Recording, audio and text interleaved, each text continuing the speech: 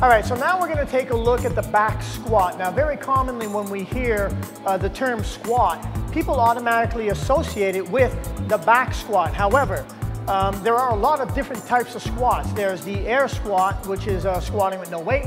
There's the overhead squat, front squat. There's a clean squat. There's a lot of different types of squats. So when we call it a back squat, it's because that's the correct terminology. So that's what we're going to use today. Before we get into the technical jargon of a back squat, let's have a look at it. Maria's going to demonstrate the back squat. So let's take a look at, say, 3 repetitions, please, Mar.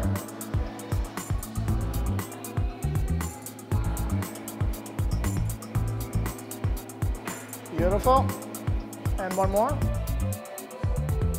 Awesome. Okay. So what are we looking at exactly? Well, a lot of technique involved in doing a correct movement, whether it's the squat or any other one. And this is no exception to that rule. What Maria just demonstrated was a beautiful use of the muscular, nervous, and skeletal system, all of which come into play on a back squat. This is probably the mother of all exercises. This is the one you really want in your repertoire. So what we're looking at. First thing Maria's doing is as she walks into the bar, is she's having the bar sit on the upper part of her back, not on her neck. Very important. So Maria, let's get inside there.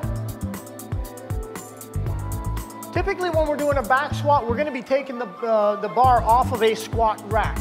So stand up with this, and then back away from the rack. All right, your foot stance is going to be actually a little bit wider than your own hips. And then your foot placement, rather than being straight, is going to be slightly turned out. The hand placement, put it where you're comfortable, but in a place that still allows you to squeeze your scapula together.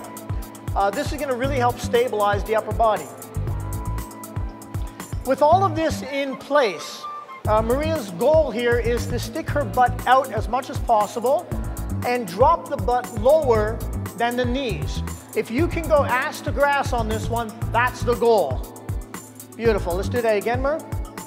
Okay, so as she's slowly dropping her body down, keeping control, she's increasing the outer pressure on her shoes to really stabilize the lift. The internal stabilization happens just before she starts. She's actually going to suck in a lot of air, hold it, go ahead, and release it here as she's almost up, not on her way up. And the heavier the weight, the more the breath is going to come into play here. Okay, so the slower the movement is done, the better control you'll have.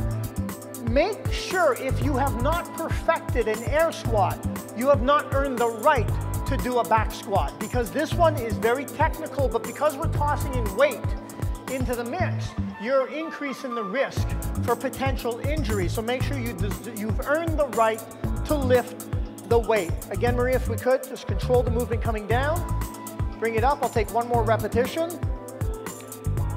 Beautiful. There's your back squat. I'll have you rack that. There's your back squat. If this is not currently in your repertoire of exercises, this is a must add